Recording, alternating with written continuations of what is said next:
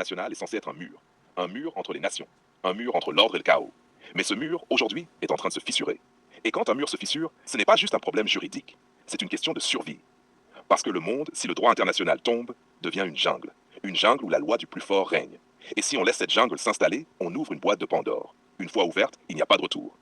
Acte 1. Le droit international, une illusion de contrôle. Le droit international n'a jamais été un droit comme chez toi dans ta rue. C'est un système construit par les puissants pour les puissants.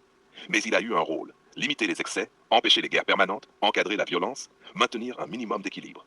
Aujourd'hui, ce système est attaqué. Et il est attaqué parce que la puissance change de camp.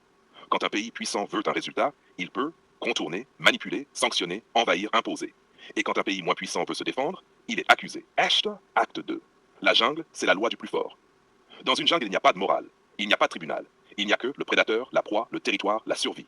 Si le droit international disparaît, les nations ne se jugent plus. Elles se battent.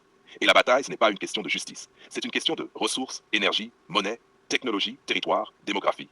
Et dans ce monde-là, les faibles ne négocient pas. Ils disparaissent. Acte 3. Exemple concret. Irak, Afghanistan. 2 minutes.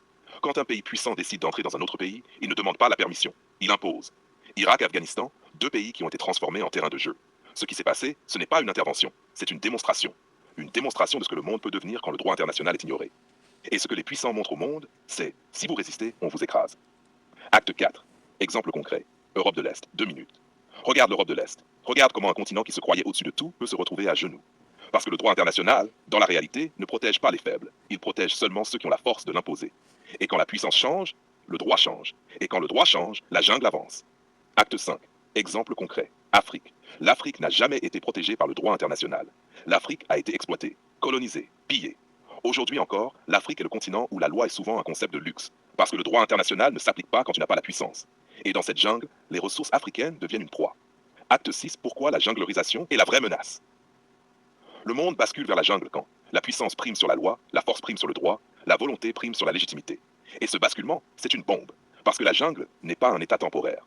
La jungle est un système. Une fois que tu acceptes que le plus fort fait ce qu'il veut, tu ouvres la boîte de Pandore. Et dans cette boîte, il y a la guerre permanente, la famine, la migration massive, la chute des États, la loi du chaos. Conclusion. Si le monde bascule dans la jungle, alors le droit international ne sera plus qu'un souvenir. Un souvenir de l'époque où les hommes pensaient que la civilisation pouvait exister. Mais la civilisation ne survit pas sans puissance. Et la puissance ne survit pas sans règles. Alors aujourd'hui, la question est simple. Veut-on un monde où la force impose sa loi? Ou veut-on un monde où le droit, même imparfait, reste la base? Parce que si on laisse la jungle gagner, la boîte de Pandore ne se refermera jamais.